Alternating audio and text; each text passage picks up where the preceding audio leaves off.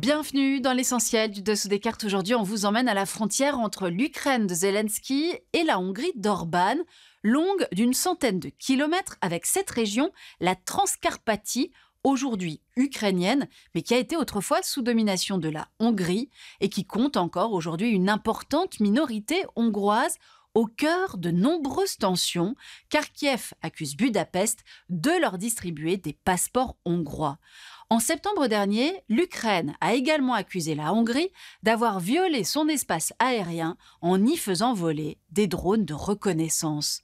La Hongrie d'Orban, qui continue par ailleurs de jouer la carte russe, vous allez voir, de multiples manières, alors même qu'elle est membre de l'Union européenne, sortons nos cartes.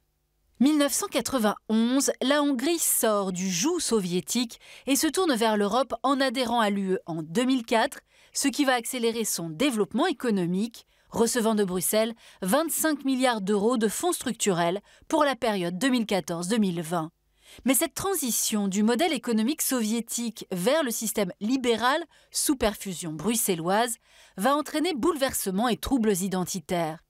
Un trouble auquel va répondre précisément un certain Viktor Orban, celui qui, dans sa jeunesse, militait pour le départ des communistes et en faveur du projet européen, va évoluer progressivement vers un nationalisme populiste qui va séduire les Hongrois entre 1998 et 2002, puis à partir de 2010.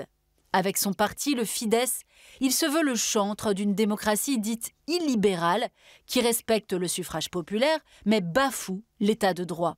Liberté de la presse et d'association empêchée, justice mise sous tutelle, loi homophobe, corruption, xénophobie. Un système politique qui rapproche Orban de Poutine, et vous allez voir, les liens entre les deux hommes sont multiples. Notamment parce que la Hongrie est le seul pays de l'UE avec la Slovaquie à importer encore son pétrole de Russie à hauteur de 86%, tandis que 78% de son gaz vient encore de Russie. La Hongrie d'Orban qui a également régulièrement mis son veto quand l'UE votait des aides financières à l'Ukraine. Enfin, le magazine allemand Der Spiegel vient de révéler une affaire qui remonte à la période 2012-2018. Budapest aurait envoyé des espions à Bruxelles sous couverture diplomatique hongroise pour infiltrer la Commission européenne et l'on suspecte que ces rapports étaient ensuite envoyés au Kremlin. Une affaire qui tombe en pleine campagne des législatives en Hongrie. Orban y est mis en difficulté par un autre candidat, Péter Magyar. Dans ce contexte, Orban vient de lancer une pétition pour mobiliser ses soutiens contre une guerre que Bruxelles serait en train de préparer contre Moscou. Or, il convient bien sûr de rappeler qu'aucun plan européen ne prévoit d'envoyer malgré eux des citoyens européens se battre sur le front russo-ukrainien. Quant à la guerre aux portes de l'Europe, elle est venue de l'expansionnisme poutinien de la Géorgie à l'Ukraine. Voilà l'essentiel du Dessous des cartes, c'est fini pour aujourd'hui.